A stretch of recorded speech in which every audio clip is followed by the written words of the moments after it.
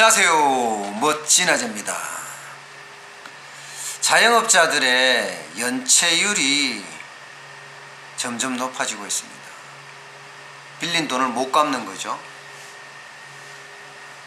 그야말로 돈의 씨가 마르고 있다는 그런 이야기하고 마찬가지예요. 연체를 한다는 것은 돈이 없다는 이야기잖아요. 이자를 낼 돈도 없다는 거예요. 결국 현장에서는 자영업자 주머니에 돈이 말랐다, 이렇게 해석할 수가 있는 것 같습니다.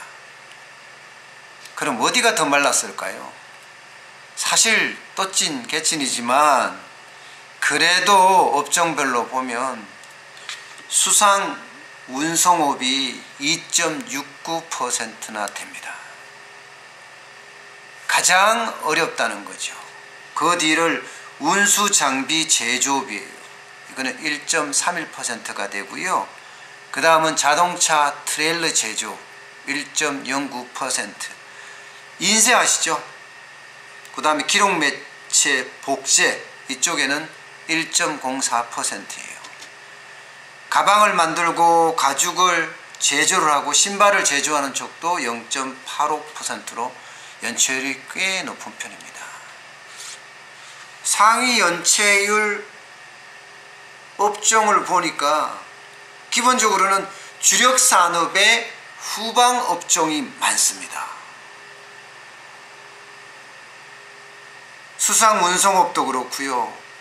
또 운수장비 제조업도 그렇고요. 또한 경기 민감 업종도 많습니다. 전단 제작업, 이거 완전히 경기 민감 업종이거든요. 그 다음에 트럭 배달업, 이것도 마찬가지로 경기에 굉장히 민감합니다.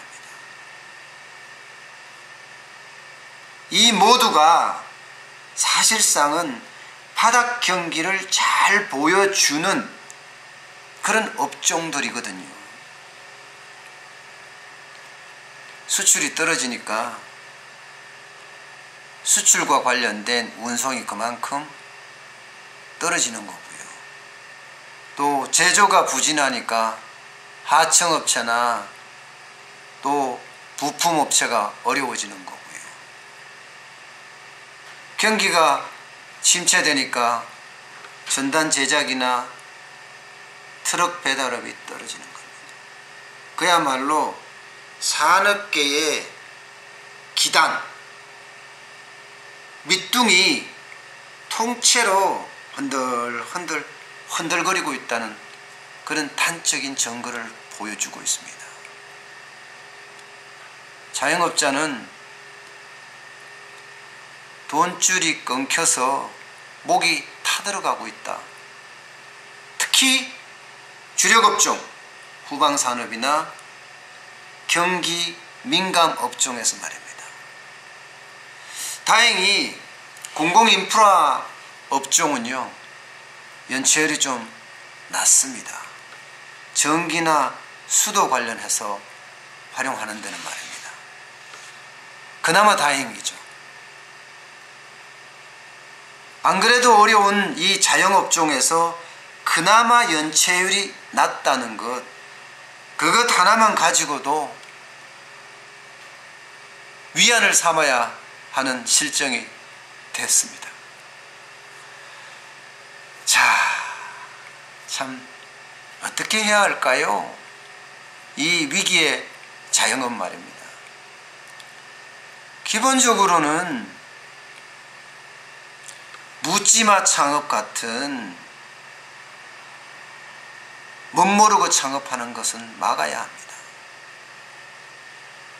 들어오면 들어오는 대로 들어오는 만큼 깨지거든요. 또한 사양업종에 들어가 있는 업종들이 있어요. 이거는 구조조정을 해서 그 속에서 혁신을 해야 합니다. 업종을 바꾸든지 아니면 그 업종을 고도화시키든지 말입니다. 그리고 도저히 안 되겠다 하는 업종은 폐업을 해야 합니다. 그냥 지고 가면 연체율만 계속 높아져서 결국에는 개인의 파산은 물론이고 경기 침체에도 큰 악영향을 미칠 겁니다. 그 연체율이 깊어지면 깊어질수록 경제의 뇌관이 될 수도 있으니까요.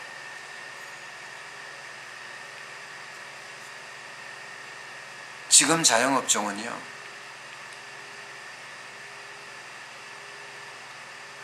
일대 전환기를 맞고 있습니다. 분명하고 확실한 건요, 앞으로도 자영업종은 안 좋아질 거고 어려워질 겁니다. 대내외적인 환경도 그렇고요, 전 세계적인 경기 침체와 국내 경기 침체,